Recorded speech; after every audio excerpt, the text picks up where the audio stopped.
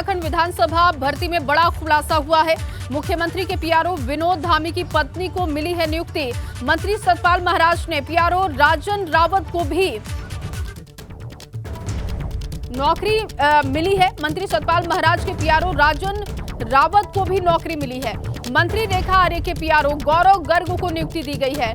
मदन कौशिक के पीआरओ अमित वर्मा को नियुक्ति दी गई है। महामंत्री संगठन अजय कुमार के पूर्व पीआरओ को भी नौकरी मिल चुकी है। ये बड़ी खबर आपको दे रहे हैं और देखिए उत्तराखंड विधानसभा भर्ती में ये बड़ा खुलासा। मुख्यमंत्री के पीआरओ हैं विनोद धामी की पत्नी को नियुक्ति मिल चुकी है और इसके अलावा देखिए मंत्री सतपाल महाराज के पीआरओ को भी नौकरी मिली। मंत्री रेखा आर्य उनके पीआरओ को भी नियुक्ति दे दी गई है। और इसी खबर पर ज्यादा जानकारी के साथ ब्यूरो चीफ अजीत राठी जी हमारे साथ जुड़ चुके हैं। अजीत जी, कैसे इसे देखा जा रहा है? हालांकि बड़ा खुलासा जो हुआ और इसमें देखिए तमाम जो मंत्री हैं, बड़े नेता हैं, उनके पीआरओ को नियुक्ति मिली है। किस तरीके से इसका आकलन किया जा रहा है? जी देखिए, दरअसल इस पूरे रिक्रूटमेंट में यही सबसे बड़ी खामी है कि एक तो ना तो इनको जो सामान्य कानूनी प्रक्रिया होती है उसको फॉलो किया गया है, ना विज्ञापन प्रकाशित किया गया, ना आवेदन मांगे गए, ना रिटन हुआ, ना इंटरव्यू हुआ, ना कोई प्रक्रिया अपनाई गई।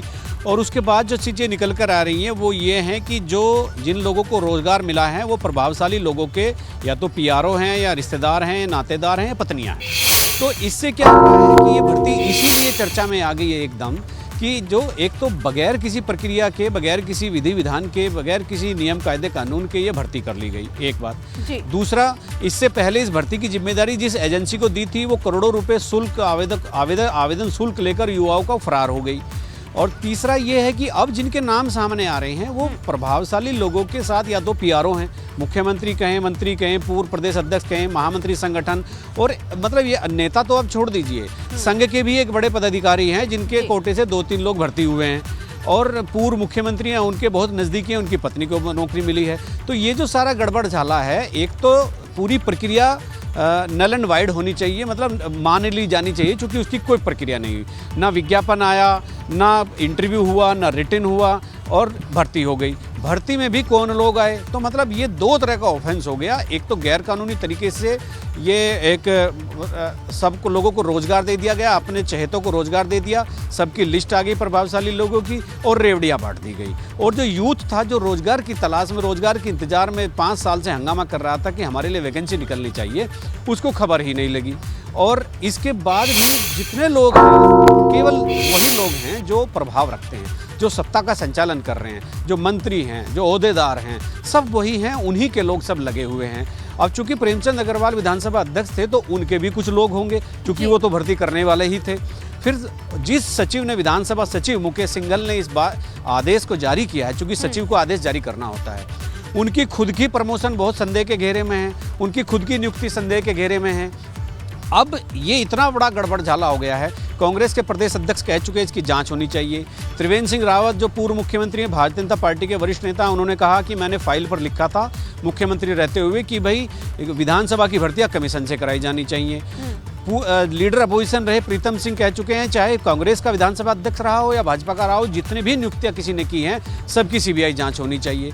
तो ये सरकार के सामने एक इतनी बड़ी चुनौती आ गई है। मुख्यमंत्री पुष्कर सिंह धामी के स्टाफ के लोग अगर वहाँ इन्वॉल्व हैं, उनकी पत्नियाँ या उनके नाते रिश्तेदार हैं या मंत्रियों के हैं या संघ के लोगों के हैं या महामंत्री संगठन के हैं, तो इसमें समझ में ये नहीं आ रहा है कि जाँच कौन सी एजेंसी करेगी। बिल्कुल बिल्कुल। और अजीत जी, ये सवाल इसलिए भी अब देखिए क्योंकि पहले से हम देख रहे हैं कि कई भर्तियां हैं जिसमें घोटाले के आरोप, धांधली के आरोप लगे और सरकार पर तमाम तरीके के सवाल खड़े हैं, उसमें अभी जांच हो रही है। और अब जब ये मामला सामने आ चुका है, क्या आपकी सरकार में बैठे किसी नेता से बात हुई, किसी मंत्री से बात हुई इस पूरे मुद्दे को लेकर जिनके पीआरओ को नियुक्ति मिली है?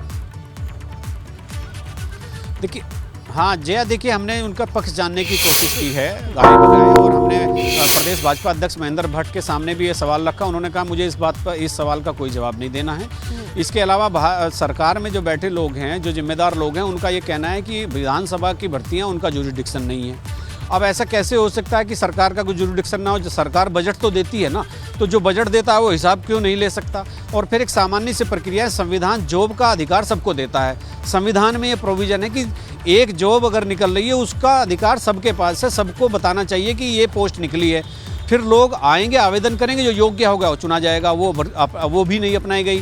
विधानसभा अध्यक्ष 4 दिन से 5 दिन से कनाडा में हैं, वो कल शाम लौटेंगे, उनके लौटने का इंतजार किया जा रहा है। उनके लौटने के बाद हो सकता है सरकार के और विधानसभा अध्यक्ष के बीच कोई डायलॉग हो और किसी तरह की कोई जांच की स्थिति बने।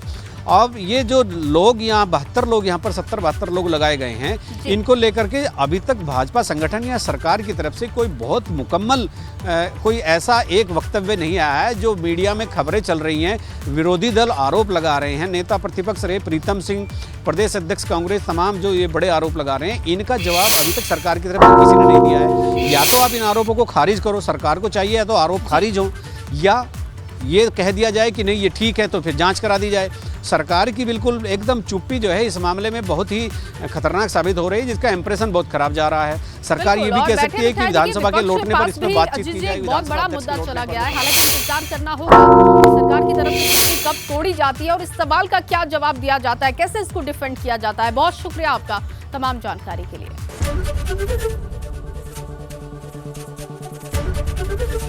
एबीपी गंगा, खबर आपकी, जुबान आपकी।